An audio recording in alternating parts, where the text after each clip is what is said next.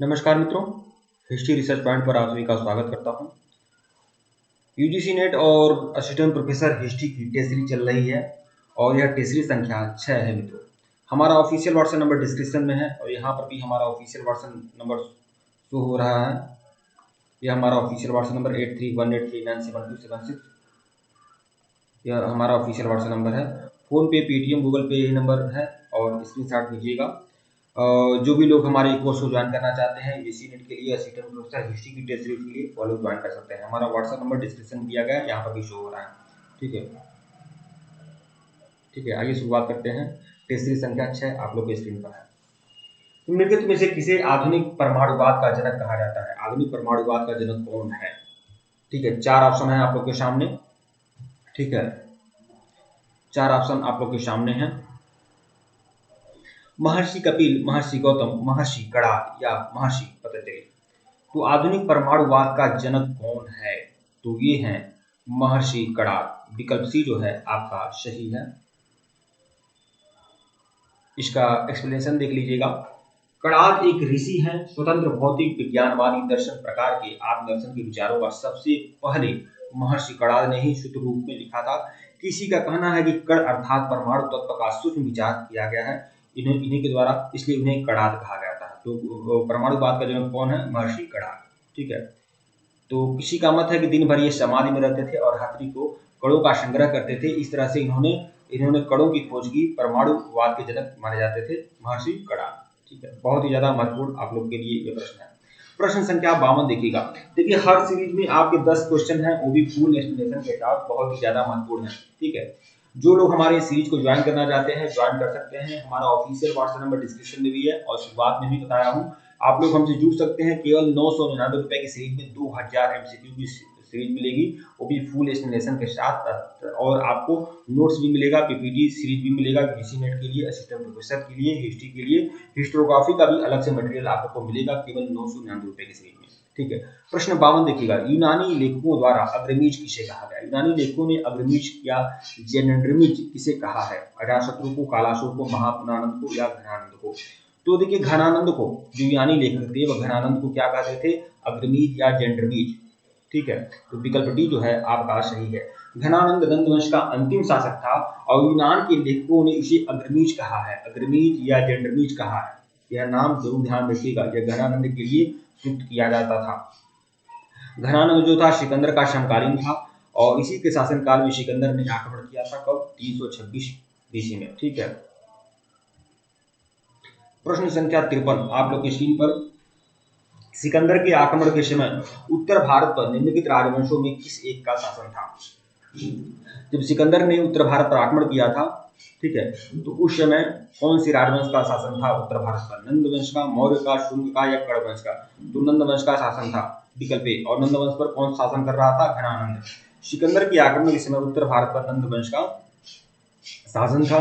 नंद वंश का राजा घनानंद सिकंदर का समकालीन था और इसी के शासनकाल में सिकंदर का आक्रमण हुआ था। प्रश्न संख्या 54 आप लोग के स्क्रीन पर है। किस शासक ने बौद्धों के लिए विख्यात विक्रमशिला विश्वविद्यालय की स्थापना की? तो बौद्धों के लिए विख्यात विक्रमशिला विश्वविद्यालय की स्थापना किसने किया? तो धर्मपाल ने किया। विकल्प डी जो है आपका सही है, धर्मपाल ने किया था। ठीक है, विक्रमशिला विश्वविद्यालय की स्थापना धर्मपाल ने किया। विक्रमशिला विश्वविद्यालय इसमें कहाँ है? तो वह बिहार में है।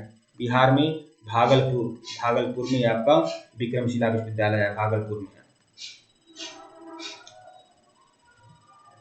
और विक्रमशिला विश्वविद्यालय की स्थापना धर्मपाल ने किया, जो पाल वंश का शासक था। विक्रमशिला भारत का प्रसिद्ध शिक्षा केंद्र विश्वविद्यालय था। नालंदा विश्वविद्यालय, विक्रमशिला विश्वविद्यालय पाल राजवंश के शासनकाल में शिक्षा के लिए प्रसिद्ध थे। ठीक है, वर्तमान समय में बिहार के भागलपुर जिले का अंतिचक गांव वही है जहां विक्रमशिला विश्वविद्यालय था। इसकी स्थापना 8वीं सदी में पाल वंश के राजा धर्मपाल ने इसकी स्थापना की थी। प्रसिद्ध पंडित अतीत दीपशंकर यही शिक्षण कार्य करते थे। ठीक है,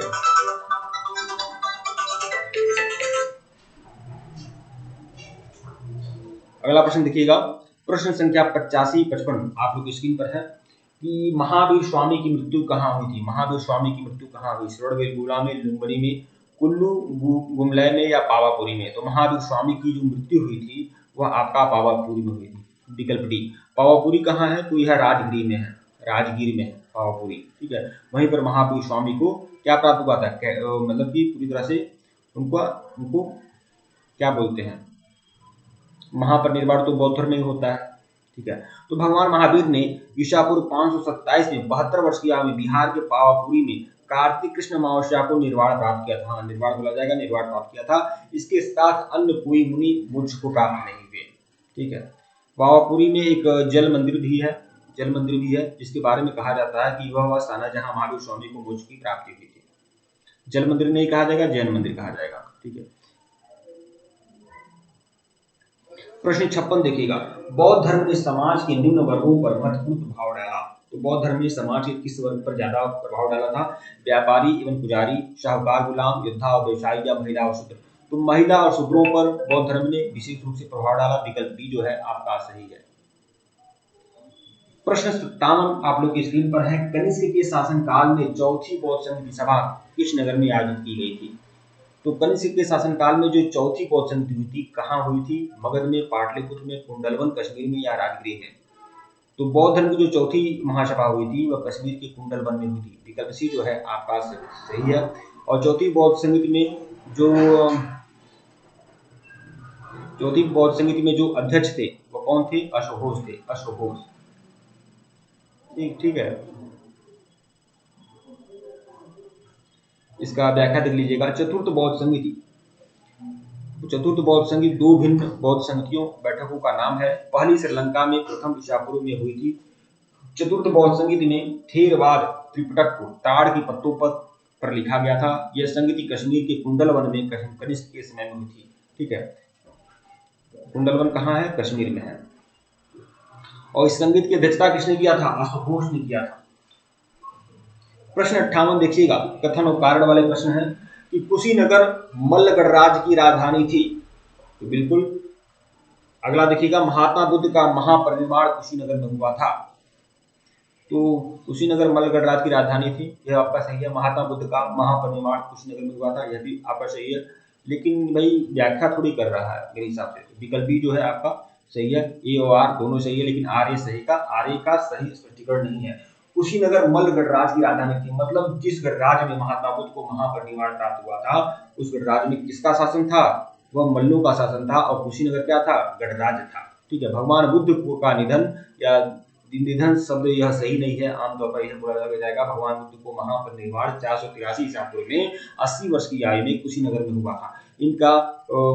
इनकी मतलब मृत्यु को क्या बोलते हैं, महापरिनिर्वाण कहा जाता है, ठीक है। कुछ लोग महापरिनिर्वाण नहीं समझेंगे, इसलिए मैंने यहाँ पर यह शब्द लिख दिया है, ठीक है। आर ए का सही स्पष्टीकरण, ठीक है मित्रों। वीडियो को लाइक और चैनल को सब्सक्राइब करेगा, टेलीग्राम को बिल्कुल ज्वाइन करेगा, लिंक डिस्क्रिप्शन दिया गया है। तैयारी एक और प्रश्न है, ठीक है। गौतम बुद्ध का जन्म कब हुआ था, तो गौतम बुद्ध का जन्म कब हुआ है, 563 ईस्वी में, या 558 ईस्वी में, 561 ईस्वी में, या 544 ईस्वी में। तो गौतम बुद्ध का जन्म जो हुआ है 563 ईस्वी में, और 483 ईस्वी में क्या हुआ था, गौतम बुद्ध को महापरिनिर्वाण मिल गया था, ठीक है।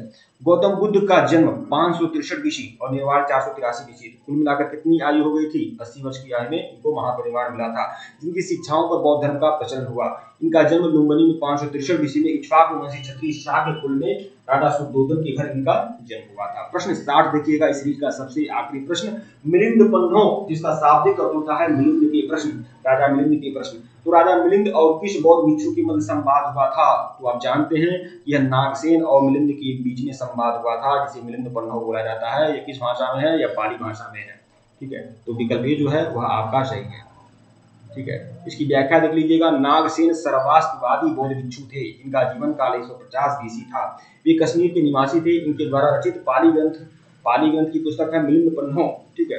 भारतीय यूनानी शासक मिलिंद यानी मिलांडर भी बोला जाता है, और मिलांडर के प्रश्न और उसके बाद नागसेन की जो उत्तर है वह मिलिंद पन्हो के नाम से जाने जाते हैं, ठीक है मित्रों। वीडियो को लाइक और चैनल को सब्सक्राइब करेगा, टेलीग्राम को बिल्कुल ज्वाइन करेगा, लिंक डिस्क्रिप्शन में दिया गया है। अगर इसके पहले का वीडियो नहीं देखे हैं तो प्लेलिस्ट में जाइएगा, assistant professor history test series के नाम से प्लेलिस्ट बनी हुई है, जाइएगा देखिएगा। यह हमारा ऑफिशियल व्हाट्सएप नंबर 8318397276, ठीक है। अगर आप लोग को हिस्ट्री की पूरी सीरीज लेनी है यूजीसी नेट और असिस्टेंट प्रोफेसर के लिए तो आप लोग ज्वाइन कर सकते हैं। यह हमारा ऑफिशियल व्हाट्सएप नंबर है, फोन पे, पेटीएम, गूगल पे यही नंबर है। पेमेंट करके स्क्रीनशॉट भेजिएगा, आप लोग हमसे जुड़ सकते हैं, ठीक है। यह हमारा ऑफिशियल व्हाट्सएप नंबर है, मैसेज आप कर सकते हैं। केवल 999 रुपए की सीरीज है, ठीक है। ठीक है मित्रों, धन्यवाद आप लोग को।